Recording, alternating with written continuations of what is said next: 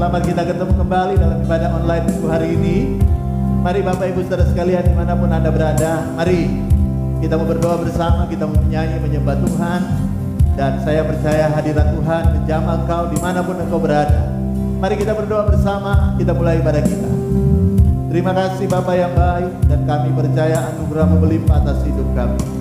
Dan kami percaya atas bangsa kami Indonesia pun berkat-Mu tercurah, anugerah-Mu tercurah atas bangsa kami.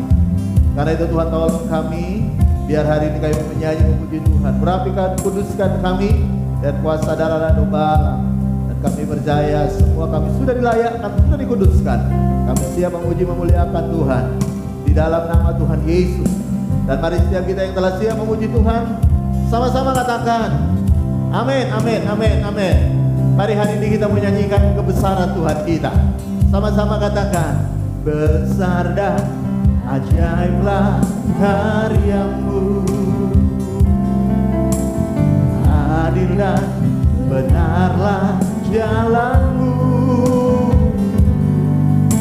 Raja segala bangsa yang maha kuasa, mulia nama-Mu. Dari awal katakan lagi sama-sama, besar dan ajaiblah karya-Mu, amin, amin, amin.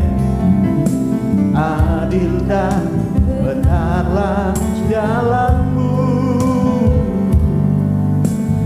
Raja segala bangsa yang maha kuasa, mulia nama-Mu. Layaklah segala bangsa sujud kepada-Mu, sebab Kau Allah yang kudus, layak disembah.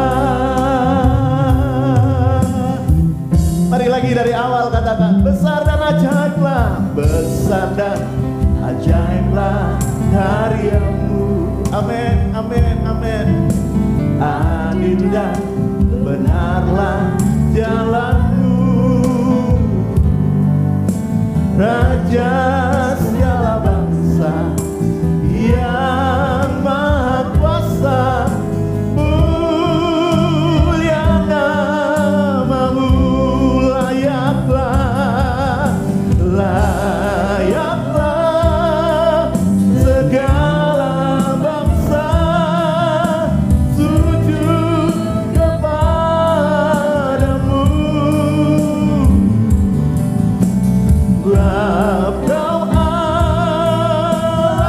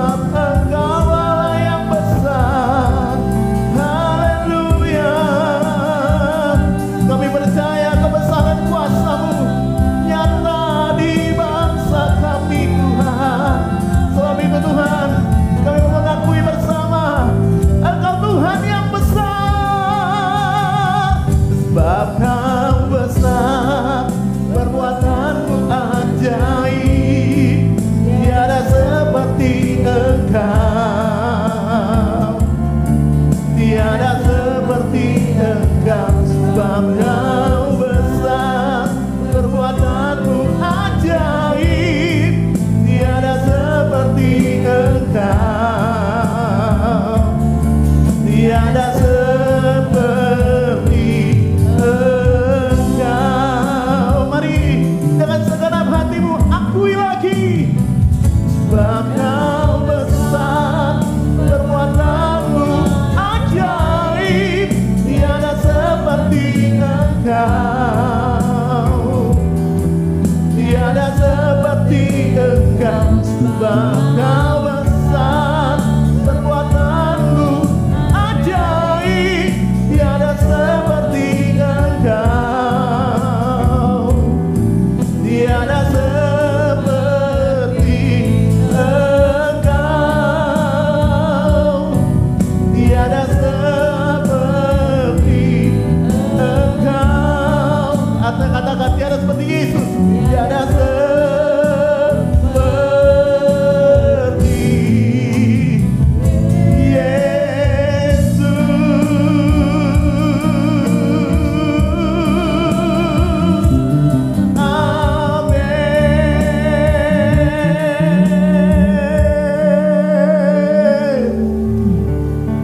kebesaran kuasa-Mu nyata di tengah-tengah kami.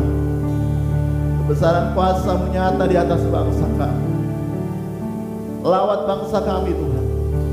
Di hari kemerdekaan yang ke-75 tahun, kami percaya Engkau punya rencana yang hebat atas bangsa kami. Karena itu Tuhan, kami menyatakan Shalom untuk bangsa kami. Kami berkata damai sejahtera untuk Indonesia. Biarlah pemulihan terjadi.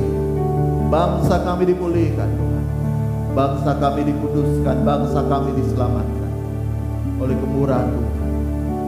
Kami buka hati kami siap Tuhan untuk diberkati oleh firman. Dalam nama Tuhan Yesus, setiap kita yang telah siap diberkati firman Tuhan, sama-sama katakan amin. Amin. Puji Tuhan. Buka Alkitab saudara, Yehezkel pasal yang ke-22. Kita baca di ayat yang pertama mulai sampai dengan ayat yang kedua. Tapi kemudian kita akan loncat langsung di ayat yang ke-30. Firman Tuhan berkata begini. Datanglah firman Tuhan kepadaku, hai engkau anak manusia, maukah engkau menjatuhkan hukuman atas kota yang penuh hutang darah? Beritahukanlah kepadanya segala perbuatannya yang keji. Sekarang kita langsung lompat di ayat 30. Firman Tuhan berkata begini. Aku mencari di tengah-tengah mereka seorang yang hendak mendirikan tembok atau mempertahankan negeri itu di hadapanku supaya jangan kumusnahkan. Tetapi aku tidak menemuinya. Ayat 31, maka aku mencurahkan geramku atas mereka dan membinasakan mereka dengan api kemurkaanku. Kelakuan mereka kutimpakan atas kepala mereka. Demikianlah firman Tuhan Allah. Yang percaya firman Tuhan, katakan amin. Nah, ada sesuatu yang aneh ketika saya baca ayat ini. Kenapa? Karena di ayat yang pertama Tuhan bicara kepada Yehezkel bahwa Tuhan akan menghukum kota ini, yaitu kota Yerusalem. Ya? Tetapi di bagian akhir di ayat 30 Tuhan berkata, dia mencari seseorang yang mau mempertahankan kota ini, yang mau berdiri atas kota ini supaya kota ini tidak aku hukum. Apa yang aneh? Aneh begini saudara, kalau saya pernah jengkel dengan orang, kalau Anda jengkel dengan orang, maka Anda berusaha supaya tidak ada orang yang menghalangi Anda marah. Betul nggak? Anda juga akan, kalau Anda jengkel, Anda malah nggak suka kalau ada orang yang membela orang yang Anda jengkel. Betul nggak? Anda nggak suka kalau Anda marah kepada anak Anda nggak senang kalau ada tetangga tiba-tiba membela anak Anda nggak suka. Ya. Nah Tuhan aneh begini saudara, dia marah terhadap kota Yerusalem. Bahkan nanti saya akan tunjukkan betapa marahnya dia, ya. Tapi kemudian ketika dia mau marah, bahkan dia udah beritahu dia akan hukum kota itu kepada Nabi Yehezkel. Tapi kemudian dia berkata, sebelum aku hukum, aku mencari ada orang nggak yang mau bela, ya kan? Ada orang nggak yang mempertahankan kota ini supaya kota itu tidak jadi aku hukum. Beda dengan kita, saudara tahu bedanya kita dengan Tuhan. Tuhan begini saudara. Dia itu tidak pengen hukum orang, tapi dia pengen orang itu bertobat sebelum dihukum. Kalau kita beda, kita pengen orang lain dihukum dulu supaya bertobat.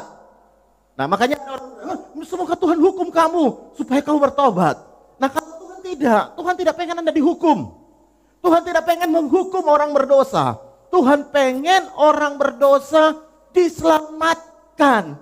Makanya meskipun Tuhan marah, Tuhan jengkel, dia tetap cari orang yang mau berdiri tengah-tengah untuk menyelamatkan bangsa, kota yang dia marah karena dosanya.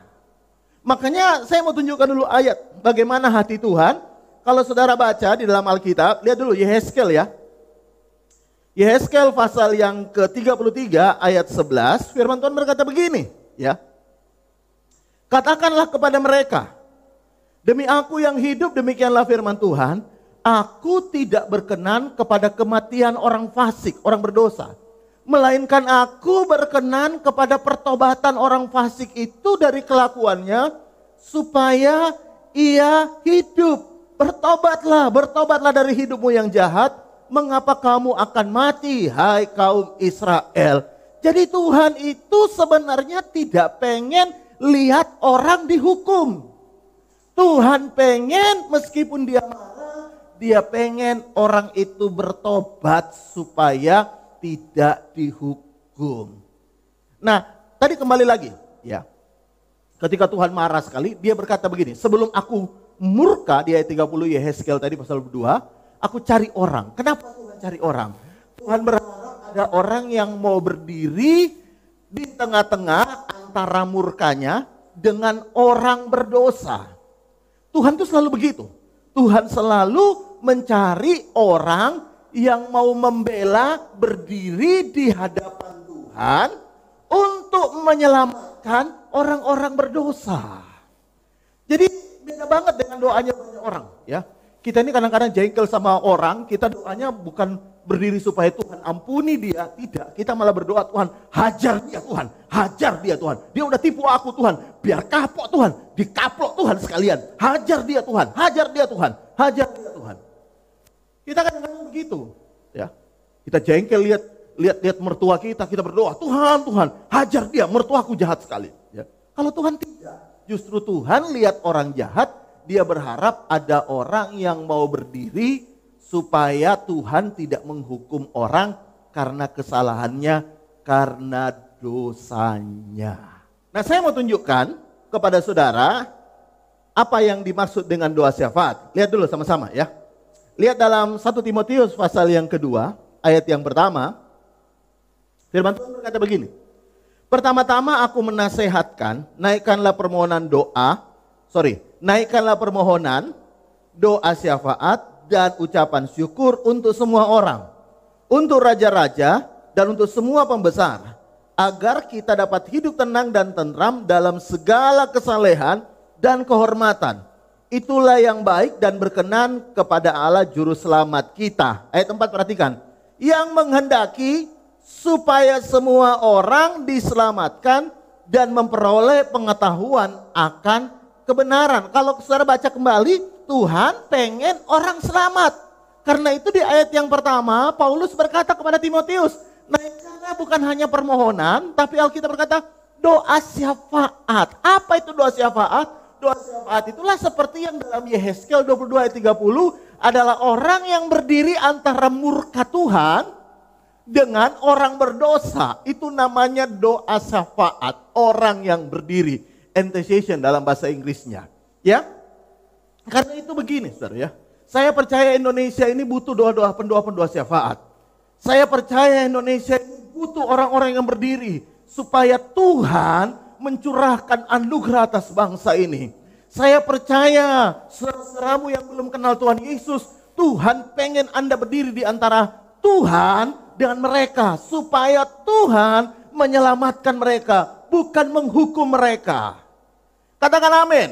Karena itu penting sekali akan hal ini saya mau sampaikan, dan saudara perlu tahu baik-baik bahwa tidak ada sedikit pun di hati Tuhan pengen menghukum orang. Dia pengen orang diselamatkan. Mungkin Anda berkata begini, kok enak ya Pak, dia habis melakukan kesalahan sama saya malah tidak dihukum. Kok enak, saya berdoa malah supaya dihukum, biar kapok tuh. Loh, kalau Anda seperti itu, Anda tidak memiliki hatinya Tuhan. Saya mau beritahu ya, jangan tersinggung. Orang yang selalu pengen orang lain dihukum, itu hatinya kayak hatinya setan. Karena cuma setan yang selalu pengen lihat orang lain dihukum. Orang lain dihukum, setan senang. Tuhan tidak pernah senang lihat orang lain dihukum. Makanya sak jengkel-jengkelnya Tuhan marah atas ketidakpercayaan orang, marah atas dosa manusia yang begitu banyak. Tuhan marah terhadap orang yang menghujat Yesus, menghina Yesus. Tuhan marah. Tuhan tidak pernah mencurahkan marahnya. Tuhan masih pengen kasih kesempatan. Dan dia berharap ada orang yang berdiri supaya orang itu dilawat Tuhan. Supaya orang itu diampuni dan supaya orang itu tidak dihukum. Tapi beroleh kasih karunia dan diselamatkan. Saya bisa dengar kata amin. Nah, karena itu saya mau tunjukkan bahwa sebenarnya Yesus juga melakukan itu, ya. Makanya Yesus disebut juga sebagai orang yang berdoa syafaat untuk kita di hadapan Bapa. Nah, kalau saudara baca dalam Alkitab, saya mau tunjukkan dulu ayatnya. Lihat sama-sama di dalam Ibrani pasal yang ke-7 ayat 25. Lihat Ibrani pasal yang ke-7 ayat 25, firman Tuhan berkata begini. Karena itu ia, huruf besar Tuhan, sanggup juga menyelamatkan dengan sempurna semua orang yang oleh dia datang kepada Allah. Lihat, perhatikan kalimat selanjutnya. Sebab ia, Yesus, hidup senantiasa untuk menjadi pengantara mereka. Saudara tahu, Yesus itu pengantara. Dalam terjemahan bahasa Inggris disebut intercession. Tapi dalam terjemahan lama, Alkitab terjemahan lama dikatakan begini. Ya, saya bacakan dalam Alkitab terjemahan lama. Oleh sebab itulah ia berkuasa juga menyelamatkan dengan sempurna segala orang yang menghampiri Allah oleh sebab dia. Sedangkan ia senantiasa memohonkan syafaat karena mereka itu. Jadi perhatikan, kata syafaat itu artinya pengantara. Ya, pengantara. Dan itu tugasnya imam, pengantara. Nah, Yesus disebut pendoa syafaat bagi kita atau perantara antara murka Allah dengan kita. Kenapa? Karena Yesus tidak pengen Anda dihukum. Nah, karena Yesus tidak pengen kita dihukum yang udah percaya kepada Yesus, makanya Yesus juga pengen kita memperlakukan orang lain sama seperti dia memperlakukan kita. Makanya begini saudara ya, kalau dia berdoa syafaat untuk kita jadi pengantara, Tuhan juga pengen kita juga berdoa buat orang lain menjadi pengantara. Kita berdoa, Tuhan jangan hukum mereka, ampuni mereka, ampuni bangsa ini, ampuni kotaku, ampuni keluargaku, ampuni anak-anakku, jangan hukum mereka Tuhan. Supaya mereka tidak kena hukuman, kita berdiri di tengah-tengah berdoa syafaat bagi mereka. Itulah disebut doa syafaat. Nah, saya mau tunjukkan lagi dalam ayatnya supaya saudara lebih yakin dalam Alkitab. Lihat dalam 1 Yohanes. Ya, pasal 2 ayat yang pertama. 1 Yohanes pasal 2 ayat yang pertama berkata begini. Nah, dalam terjemahan baru bahasa Indonesia dikatakan, hai anak-anakku, hal ini kutuliskan kepadamu supaya kamu jangan berbuat dosa. Namun jika seorang berbuat dosa, kita mempunyai seorang pengantara pada Bapa. Nah, kata pengantara pada Bapa itu disebut pendoa syafaat, pengantara, orang yang berdiri di antara murka Bapa dengan kita. Yaitu siapa? Yaitu Yesus Kristus yang adil. Kembali bahasa Indonesia terjemahan baru dikatakan pengantara, tapi dalam terjemahan lama dikatakan, lihat, saya tunjukkan, dan jikalau seorang berbuat dosa, maka kita ada seorang juru syafaat kepada Bapa. Siapa? Yaitu Yesus Kristus yang benar itu. Jadi kalau saudara perhatikan baik-baik, Yesus disebut pendoa syafaat atau juru syafaat. Orang yang berdiri di antara murka Allah dengan kita orang berdosa. Nah, karena itu saya mau tunjukkan kepada saudara, khususnya di hari kemerdekaan bangsa kita yang ke-75. Saya tahu Tuhan kadang-kadang marah lihat kelakuan bangsa ini. Ada begitu banyak orang yang mengejek Tuhan Yesus. Ada begitu banyak orang yang menghina Yesus. Ada begitu banyak orang yang melakukan hal-hal yang jahat. Tapi Alkitab berkata, Dia pengen kita umat Tuhan bukan berdoa supaya bangsa ini dihukum. Kita umat Tuhan bukan berdoa supaya orang yang menghina Tuhan dihukum. Kita bukan diminta oleh Tuhan untuk berdoa supaya orang-orang yang menghujat Tuhan Yesus, yang menghina Yesus dihukum. Tapi Tuhan ngajari kita supaya kita berdoa dan kita berkata, Tuhan jangan hukum mereka. Seperti Tuhan katakan kepada Nabi Yehezkel, aku mencari orang-orang supaya murkaku tidak dicurahkan atas kota ini. Dan saya percaya hari ini juga Tuhan mencari, khususnya di kemerdekaan bangsa kita yang 75. Tuhan mencari orang yang berkata, aku mencari orang yang berdiri di tengah-tengah, mempertahankan bangsa ini, mempertahankan kota ini, mempertahankan negara ini, supaya murka Tuhan tidak jatuh, tapi anugerah Tuhan, keselamatan, pertobatan, Tuhan curahkan, sehingga banyak orang boleh memperoleh keselamatan di dalam anugerah Tuhan yang besar. Saya bisa dengar kata amin? Karena itu sekali lagi, Tuhan tidak marah terhadap orang-orang yang berdosa, dan Tuhan pengen sebenarnya mereka diselamatkan. Meskipun Dia marah, Dia dalam anugerahnya yang besar mencari ada orang-orang yang mau berdiri. Makanya saudara juga baca Alkitab, ketika Tuhan mau menghukum Sodom dan Gomora, Tuhan bicara kepada Abraham sebelum Dia hukum Sodom dan Gomora pada waktu itu. Kalau saudara baca dalam Alkitab, dan dalam Kejadian pasal yang ke-18 ayat 17 lebih dulu, lihat Tuhan berkata begini, berpikirlah Tuhan, apakah aku akan menyembunyikan kepada Abraham apa yang hendak kulakukan ini? Saudara tahu apa yang hendak Tuhan lakukan? Tuhan pengen hukum Sodom dan Gomora. Tapi Tuhan menyampaikan, Tuhan berkata, aku nggak bisa sembunyikan ini, aku kasih tahu. Sebenarnya kenapa Tuhan memberitahu Abraham? Salah satunya adalah Tuhan pengen Abraham berdiri di tengah sebagai pendoa syafaat, supaya murka Tuhan tidak jatuh atas Sodom dan Gomora waktu itu. Makanya kalau saudara baca, lihat Tuhan beritahu bahwa Dia akan memberitahukan Sodom, bahkan lihat ayat 20.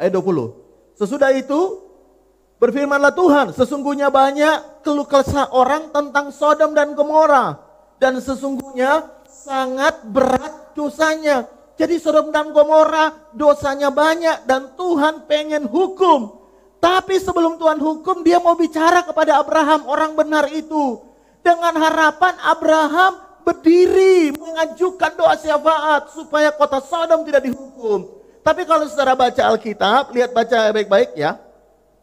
Lihat, di ayat 23, Abraham datang mendekat berkata, apakah engkau akan melenyapkan orang benar bersama-sama dengan orang fasik? Ayat 24, bagaimana sekiranya ada 50 orang benar dalam kota ini? Apakah engkau akan melenyapkan orang itu dan tidak akan engkau mengampuninya karena ke-50 orang benar yang ada di dalamnya itu? Jadi Abraham mengajukan doa syafaat, Tuhan jangan hukum, bagaimana kalau ada 50 orang benar? Tuhan berkata, kalau ada 50 orang benar, aku tidak hukum. Lalu Abraham, baca selanjutnya, saya nggak akan bacakan, baca di rumah. Abraham bilang, bagaimana kalau 40? Tuhan bilang, kalau 40 ada orang benar, aku nggak hukum. Bagaimana kalau 30? Tuhan kembali bilang, kalau ada 30 aku nggak hukum. Bagaimana kalau 20? Tuhan kembali bilang, kalau ada 20 orang benar, aku tidak akan hukum. Lalu kemudian Abraham, bagaimana kalau 10? Dan Tuhan berkata, kalau ada 10 orang, aku tidak akan hukum kota Sodom. Cuma sayang sekali Abraham hanya berhenti di angka 10. Ya. Mestinya ya. Abraham berdiri di hadapan Tuhan berkata, Tuhan, bagaimana kalau saya yang berdiri supaya memohonkan ampun atas kota Sodom? Maka saya yakin kota Sodom tidak akan dihukum Tuhan, karena sekali lagi prinsip Tuhan tidak pengen hukum orang, Tuhan pengen orang bertobat dan diselamatkan. Saudara ingat ketika Tuhan marah dengan orang Israel, ya, Tuhan pengen habisin orang Israel, Lalu Tuhan membangun generasi baru, yaitu generasi Musa, ya. Musa dan keturunannya yang akan disebut orang Israel, karena Tuhan marah banget dengan orang Israel. Saudara tahu Musa berdiri berdoa syafaat kepada Tuhan. Dia berkata, Tuhan, jangan hukum orang Israel, hapus aja namaku dari buku kehidupan, tapi kau jangan hukum mereka. Dan saudara tahu Tuhan akhirnya tidak jadi menghukum orang Israel, tidak menghabisi orang Israel menjadi generasi Musa, tapi kemudian Tuhan kembalikan orang Israel, bukan lagi generasi Musa yang melanjutkan perjalanan, tapi semuanya meskipun mereka harus mati di padang belantara, tapi generasinya tidak dihabisin. Karena bagi Tuhan kalau ada satu orang saja yang mau berdiri, maka Tuhan tidak akan menjatuhkan hukuman, tapi Tuhan akan menjatuhkan anugerah pertobatan yang luar biasa. Saya percaya bangsa kita bukan hanya punya satu orang. Saya percaya bangsa kita punya banyak orang yang hari ini mau berdiri atas bangsa ini. Kita berdoa khususnya di tengah-tengah masa pandemi ini. Beberapa orang mungkin berkata, Tuhan hukum, ini hukuman Tuhan. Bagi saya, Tuhan justru memakai pandemi ini supaya umat Tuhan berdoa, supaya terjadi revival, pemulihan atas bangsa ini. Banyak orang yang dipulihkan, banyak orang sakit disembuhkan, banyak orang yang mengalami mujizat, banyak orang yang terima anugerah Tuhan. Keselamatan yang Tuhan berikan lewat doa-doa Anda. Karena itu sekali lagi, Tuhan tidak pengen menghukum, Tuhan pengen mencari. Dan saya percaya kalau Tuhan mencari, Tuhan akan menemukan dalam diri Anda orang-orang yang mau berdoa syafaat ini. Mungkin Anda berkata, Pak, saya mau berdoa syafaat untuk keluarga saya. Mungkin ada istri yang berkata, Pak, suami saya jahat banget. Nah, ini waktunya engkau berdiri, ya. Istri-istri yang terluka, istri-istri yang tersakiti, jangan berdoa, Tuhan, engkau tahu suamiku jahat banget. Hajar Tuhan, hajar dia, biar dia kapok. Jangan. Anda mestinya istri-istri berdiri di depan Tuhan, Tuhan, kasihani suamiku. Beri kesempatan untuk dia berubah, untuk dia beroleh keselamatan. Jangan hukum dia, Tuhan, tapi anugerah-Mu tercurah. Itu yang Tuhan inginkan. Ada orang yang sakit hati dengan mertuanya, lalu berkata, aku sudah berdoa buat mertuaku, biar bangkrut mertuaku, biar dia tahu rasa sakit hati aku. Jangan. Justru Tuhan, kalau engkau punya mertua yang jahat, engkau berdoa, Tuhan, beri anugerah untuk mertuaku, supaya Tuhan memberikan anugerah, bukan hukuman atas kesalahan yang dia sudah lakukan. Saya bisa dengar kata amin. Mungkin ada beberapa orang berkata, Pak, saudaraku tuh loh, Pak, sudah berbuat jahat, Pak. Saudaraku tuh jahat banget sama saya, Pak. Dia melakukan hal-hal yang jahat terhadap saya. Dia sudah menipu saya. Dia sudah melakukan hal yang jahat terhadap saya. Jangan berdoa lalu berkata, rasakan biar Tuhan hukum kau. Jangan. Anda mesti berdiri dan berdoa, Tuhan, kasih anugerah buat saudaraku. Biar saudaraku boleh anugerah dan diselamatkan. Jangan hukum dia, Tuhan. Tapi beri anugerah supaya dia boleh memperoleh keselamatan di dalam Yesus Tuhan. Saya bisa dengar kata amin? Dan bagi untuk semua orang yang mendengarkan siaran ini, mungkin ada orang-orang yang mendengarkan siaran ini dan mereka adalah orang-orang yang membenci kekristenan, menghina Tuhan Yesus. Saya beritahu kepada saudara, saya bersama dengan umat Tuhan yang lain berdoa untuk Anda supaya Anda diberikan pengampunan keselamatan oleh Tuhan Yesus Kristus. Bisa dengar kata amin bagi Bapak Ibu Saudara di rumah, amin. Karena itu sekali lagi di hari kemerdekaan ini saya berdoa anugerah Tuhan berlimpah atas bangsa di ulang tahun negara kita yang ke-75 Tuhan. Biar Tuhan melawat bangsa ini, Tuhan memulihkan bangsa ini, Tuhan memberkati bangsa ini, Tuhan memberkati kota kita yang kita kasihi. Amin. Saya tidak akan berpanjang firman Tuhan. Mari kita mau berdoa bersama. Mari angkat tangan kananmu ke atas, taruh tangan kirimu di dada. Hamba berdoa dalam nama Tuhan Yesus bersama seluruh jemaat Tuhan, orang-orang yang mendengarkan siaran ini. Tuhan, aku berdoa di dalam nama Tuhan Yesus. Tuhan, ampuni bangsa kami, Tuhan. Kami mau berdiri atas bangsa kami. Bahkan kami mau berdiri untuk kota kami. Bahkan kami juga mau berdiri buat keluarga kami yang belum mengenal Tuhan. orang-orang yang membenci kekristenan, yang menghina Tuhan Yesus. Kami berdoa, Tuhan jangan hukum mereka, tapi beri anugerah kepada mereka, supaya mereka juga boleh melihat keselamatan yang dari Tuhan. Dan Tuhan lawat bangsa kami di ulang tahun yang ke-75 kemerdekaan Indonesia. Tuhan revival terjadi, pemulihan terjadi, yang sakit disembuhkan. Bahkan Tuhan melawat bangsa kami Tuhan, sehingga banyak orang boleh diselamatkan, boleh menerima Yesus sebagai Tuhan dan Juru Selamat. Dan mereka boleh menerima anugerah Tuhan yang berlimpah. Terima kasih Bapak, kami berdoa juga buat keluarga-keluarga. Mari Bapak Ibu berdoa untuk suamimu. Mari Bapak berdoa untuk orang-orang yang mungkin sudah melukai engkau. Bagi anak-anak berdoa untuk orang tuamu yang mungkin sudah melukai engkau. Hai para orang tua, berdoa untuk anak-anakmu yang sudah melukai hatimu. Berdoa, jangan minta hukuman, tapi minta anugerah Tuhan. Supaya mereka juga boleh diselamatkan, mereka boleh bertobat dan kembali. Sehingga mereka boleh terima anugerah Tuhan. Hamba berdoa dalam nama Tuhan Yesus, anugerah-Mu melimpah atas kami semua. Hamba selesai berbicara, meteraikan kebenaran-Mu atas semua kami. Dan di dalam nama Tuhan Yesus, mari buka tangan-Mu dan kau siap terima berkat Tuhan. Di dalam nama Tuhan Yesus kami percaya terjadi. Tuhan memberkati engkau dan melindungi engkau. Tuhan menyinari engkau dengan wajahnya dan memberikan engkau kasih karunia. Tuhan menghadapkan engkau dengan wajahnya dan memberikan engkau damai sejahtera. Dalam nama Tuhan Yesus, terima berkat double porsi warisan anak sulung. Dalam tahun penyertaan Tuhan yang sempurna, yang percaya sekali lagi sama-sama katakan, amin, amin, amin, amin, amin. Merdeka. Tuhan Yesus memberkati kita semua. Tuhan Yesus memberkati Indonesia. Tuhan Yesus memberkati bangsa kita. Bagi Bapak Ibu Saudara sekalian yang belum subscribe, mari saya ajak Anda subscribe channel ini dan tekan loncengnya. Bahkan kalau Anda boleh komentar dan Anda boleh share kepada teman-teman saudara supaya ada begitu banyak orang yang mengerti firman Tuhan dan mereka boleh melihat kemuliaan Tuhan dinyatakan atas bangsa kita. Tuhan Yesus memberkati.